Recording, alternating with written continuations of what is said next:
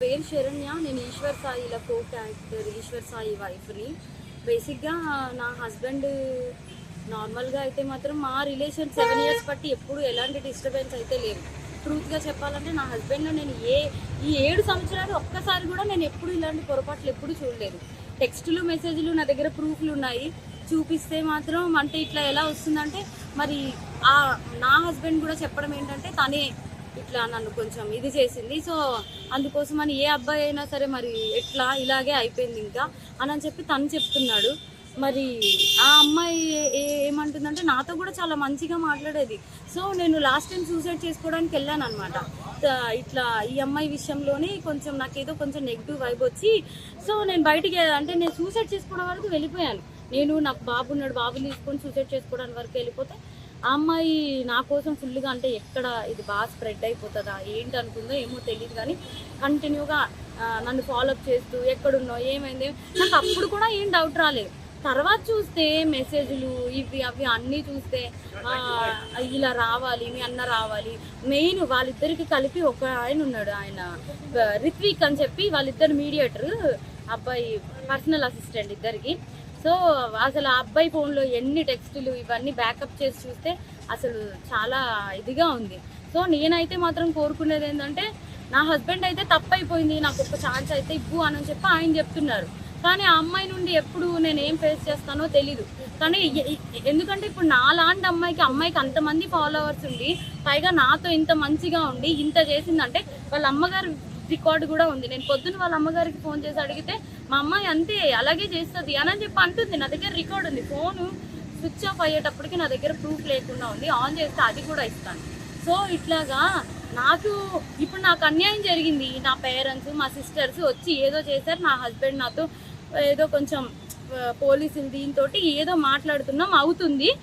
ఇప్పుడు నా లాంటి అమ్మాయి ఒకవేళ వేరే ఒక అమ్మాయి ఎవరైనా దొరికింది అనుకోండి, అమ్మాయి ఇదే స్ట్రెస్ తట్టుకోలేక సూసైడ్ వరకు వెళ్తే ఎంత ప్రాబ్లం. నేను ఇది ఒక్కటే ఆలోచిస్తున్నా.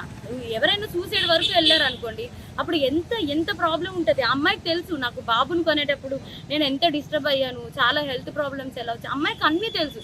ఒక ఆడపిల్ల అయ్యి ఇంకో ఆడపిల్లకి అంత త్వరగా ఎలా మోసం చేస్తుంది?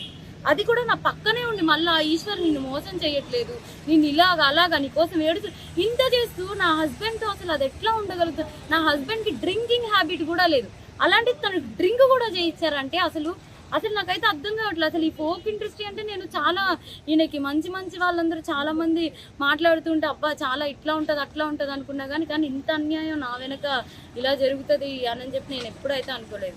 నెక్స్ట్ ఇదేంటంటే ఇట్లాంటి అమ్మాయిని మాత్రం అసలు ఫోక్లోకి వీటిల్లోకి ఎంకరేజ్ చేయకూడదు. ఎందుకంటే ఇప్పుడు నా హస్బెండ్కి జరిగింది, రేపు అన్న రోజు ఇంకో హస్బెండ్ వాళ్ళ అమ్మగారే చెప్తున్నారు కదా డైరెక్ట్గా మా అమ్మాయి అంతే అని చెప్పి. సో ఇవన్నీ కొంచెం చూసుకొని కొంచెం ఫోక్లోకి తీసుకునేప్పుడు కూడా మనుషుల కోసం నేను మిగతా వాళ్ళని అనట్లేదు, కానీ ఇట్లాంటి వాళ్ళని మాత్రం కొంచెం చూసుకోండి. కాపురాలు పోతాయి, చిన్నపిల్లల లైఫ్లు పోతాయి. అట్లా ఏం లేదు, నిజం చెప్తున్నాను కదా. మా హస్బెండ్కి డ్రింకింగ్ హ్యాబిట్ లేదంటే మీరు ఆలోచించండి. నా డెలివరీ దగ్గర నుండి ప్రతి ఒక్కటి నా హస్బెండ్ నన్ను పువ్వుల్లో పెట్టి చూసుకున్నాడు. ఏ రోజు ఇప్పుడు నా హస్బెండ్ విషయంలో 1 minute నేను ఆలోచిస్తున్నానంటే దీనికే. నా బిడ్డను కానీ నన్ను కానీ ఇంత కేర్గా చూసుకుని అబ్బాయి ఏమంటున్నాడు, ఇప్పుడు ఒక అమ్మాయి వచ్చి నా మీద పడిపోతే నేను ఏం చేస్తా? ఇప్పుడు ఒక షూట్లో ఉన్న వాళ్ళం మేము అంత క్లోజ్ అయిపోతుంటే నేను ఏం చేయగలుగుతా అంటున్నాడు. అప్పుడు నేను నా హస్బెండ్ చెప్తున్నాను నువ్వు చేసింది తప్పు, మరి అమ్మాయి పడితే మరి నీకు తెలీదా? ఆబ్వియస్గా ఒక అబ్బాయి ఇప్పుడు నీకు పెళ్ళం బిడ్డలు ఉన్నారు, నీకు ఆ మాత్రం తెలీదా అంటే ఇంకా అయిపోయింది ఏదో అయిపోయింది. కానీ ఆ అమ్మాయికి తెలియాలి కదా, ఒక ఆడపిల్ల మరి తనకి తెలియాలి కదా.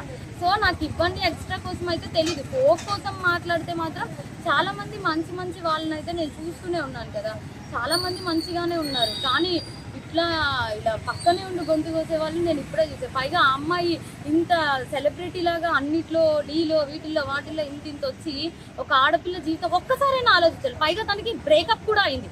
తను నాకు చెప్పుకొని కూడా బాధపడితే నేను అన్నాను మీ బాయ్ ఫ్రెండ్ మీకు ఇట్లా చేసినప్పుడు మీరు ఎట్లా అయితే బాధపడ్డారో అట్లాగే కదా అని చెప్పి కూడా అన్నాను కూడా.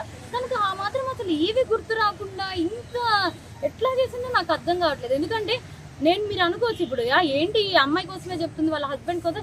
నా హస్బెండ్ 7 years బట్టి నేను కాపురం చేశాను కాబట్టి తన కోసం నాకు తెలుసు. అది నేను చెప్పేది, తన కోసం నాకు తెలుసు. తను కూడా ఒకటే కదా అంటున్నాడు, మీద పడిపోతే నేను ఏం చేయగలుగుతాను అననే అంటున్నాడు. సో ఇదేం చెప్తున్నానంటే కొంచెం ఈ రోజుల్లో అమ్మాయిలతో కొంచెం జాగ్రత్తగా ఉండాలి, ఫ్రెండ్స్ ఇది అవి అని చెప్పి కూడా నమ్మద్దు. ఈ ఫోక్ వీటిల్లోకి అయితే మాత్రం ఫోక్ అనే కాదు, దేంట్లో అయినా సరే పంపించే ముందు ఒకసారి ఆలోచించుకోండి అంతే. అండ్ ఏం కాదు, జస్ట్ చెప్పాలంటే నా హస్బెండ్తో యాక్ట్ చేస్తూ ఉంటేనే నాకు అట్లా తెలుసు. ఎక్స్ట్రా ఫ్యామిలీ ఫ్రెండ్స్ ఇవేం నీడ్ ఇట్లాంటివి అయితే లేవు.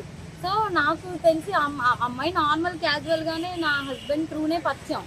సో పోలీస్ స్టేషన్కి రావడానికి రీజన్ అంటే అదే ఇట్లా మరి ఇప్పుడు అదే అంటున్నాను కదా, నాకు జరిగింది ఆ అమ్మాయి ఈ రోజు ఇది అయిపోతుంది, ఇంకొకరు వెళ్ళి ఇట్లాగే చేస్తే ఇప్పుడు నాతో అంటే నా ఫ్యామిలీ సపోర్ట్ ఉంది, ఊరు నుండి వచ్చి ఏదో చేసుకుంటున్నాం, ఏదో అవుతుంది. చెప్పాలంటే మా అత్తగారు వాళ్ళు కూడా అందరూ మంచి సపోర్టివ్గా నాకు ఇట్లా ఉంటున్నారు కాబట్టి ఏదో అవుతుంది. ఒకవేళ ఏ సపోర్టివ్ లేని అమ్మాయి అయితే ఇలా బిడ్డను పెట్టుకున్న అమ్మాయి చచ్చిపోయి ఉండేదే కదా. ఎందుకు అంతవరకు నేనే వెళ్ళాను సూసైడ్ వరకు? ఎందుకంటే నా దగ్గర మెసేజెస్ ఉన్నాయి. నేను నా హస్బెండ్కి చెప్పా 7 ఏళ్ళు బట్టి నీళ్ళు ఏ ప్రాబ్లం లేదు, ఇప్పుడు ఎందుకు వస్తుంది, అంత ప్రాబ్లం ఎందుకు అయింది ఏంటి అని చెప్పి నేను ఇన్ని మెసేజెస్ చేసిన. పొద్దున్న నేను ఫోన్ చేసినప్పుడు కూడా ఆమె ఏమనిందంటే, ఈశ్వర్ నాతో లేడు, షూట్లో ఉన్నాడు, నాకు రెస్టారెంట్ ఉంటే ఆ రెస్టారెంట్ అబ్బాయి కూడా కాల్ చేస్తాను, నాకు ఎందుకు ఉట్టిగా కాల్ చేస్తారు అని అంటే, ఇంత నటిస్తూ కూడా ఇట్లా చేస్తుంటే ఇంకొకరి జీవితం నాశనం అవ్వకుండా ఎట్లా ఉంటుంది చెప్పండి మీరే. ఇప్పుడు నేను ఒక మదర్ని కాబట్టి మదర్ ప్లేస్లో ఉంటే ఆలోచిస్తున్నా. ఇప్పుడు ఎన్నో సూసైడ్లు అవుతున్నాయి, ఇలాంటి వాళ్ళు ఉంటే అవ్వదా? ఇలా అవ్వకుండా ఉంటుందా? అమ్మో ఇట్లాంటి వాళ్ళు అసలు మస్తు డేంజర్, అసలు పక్కనే ఉంది. నేనైతే అసలు బిలీవ్ చేయలేదు అసలు ఇట్లా అని. షోలోకి వెళ్ళి షాక్ అయ్యాను అసలు. అదే ఇట్లా రెడ్డి భవన్ అని చెప్పి ఆ ప్లేస్లోకి వెళ్ళి పట్టుకున్నాము. సో నేనేం చెప్తున్నానంటే అదే కొంచెం ఇట్లా అయితే కొంచెం చూసుకోండి. జనాలను ఎవరిని కూడా ఇంత త్వరగా బిలీవ్ చేసి ఎవరైనా సరే స్ట్రాంగ్గా ఉండండి. ఉమెన్ అనేవాళ్ళు చాలా స్ట్రాంగ్గా ఉండడం బెస్ట్. మనం కుమిలిపోతుంటే ఇలాంటి వాళ్ళు చేసుకుంటూ పోతారు. నా లాంటి అమ్మాయి ఇంక అమ్మాయి ఇది అవ్వకూడదు. నా హస్బెండ్ విషయానికి వస్తే మాత్రం నేను ఇది ఒక్కటే చెప్పగలుగుతాను, తను అంత బ్యాడ్ పర్సన్ అయితే కాదు. నేను 7 ఏళ్ళు బట్టి నా మొగుడితో కాపురం చేశాను, తన కోసం నాకు తెలుసు. సో సడన్గా ఒక అమ్మాయి రావడంతో మారాడు అని అంటే, తను దీనికి ముందు కూడా సాంగ్స్ చేశాడు. తనేమి ఇది ఫస్ట్ సాంగ్ కాదు కదా చెప్పాలంటే, తనదేమి ఇదేం ఫస్ట్ సాంగ్ కాదు. తను మారాలి అనుకుంటే తను ఫోక్లోకి వచ్చిన తర్వాతే మారచ్చు. ఇంకా చాలా మందితో చాలా సాంగ్స్ చేశాడు, అవునా? అప్పుడు మారంది, ఇప్పుడు ఎందుకు మారాడు? సో ఇక్కడ క్లియర్గా అర్థమవుతుంది కదా ఎవరి హ్యాండ్ ఎట్లా ఉంది అని చెప్పి. వాళ్ళతో మారంది వీళ్ళతో మారుతున్నారంటే ఎందుకు అంటే, ఇప్పుడు వైష్ణవి, సోని ఇట్లా చాలా మంది అమ్మాయిలు ఉన్నారు. అసలు ఎంత క్యూట్, ఎంత మంచి వాళ్ళైతే అసలు ఇలాంటి వాళ్ళు కాదు కదా. ఇప్పుడు అనుకుంటే వీళ్ళందరితో కూడా పెట్టుకోవచ్చు కదా. ఆయనకి 50 సాంగ్స్ పైన ఉంటాయి. సో పెట్టుకోవాలంటే 50 మందితో పెట్టుకోకుండా ఎందుకు ఈ అమ్మాయితోటే పెట్టుకుంటాడు? అది మినిమం ఉండాలి కదా, ఆ అమ్మాయికైనా ఉండాలి కదా. అమ్మాయికి అక్క చెల్లెలు వీళ్ళందరూ కూడా ఉన్నారు. ఆల్రెడీ దానికి పాస్ట్లో బ్రేకప్ కూడా అయ్యి ఆమె ఇలా చేయడం, పైగా నా దగ్గర వీడియోలో అయితే అసలు ఆమెలో పశ్చాత్తాపం లేదు. అయ్యో ఒక బిడ్డ వాళ్ళ మదర్ని ఇలా మోసం చేసామని పశ్చాత్తాపమే లేదు ఎవరు.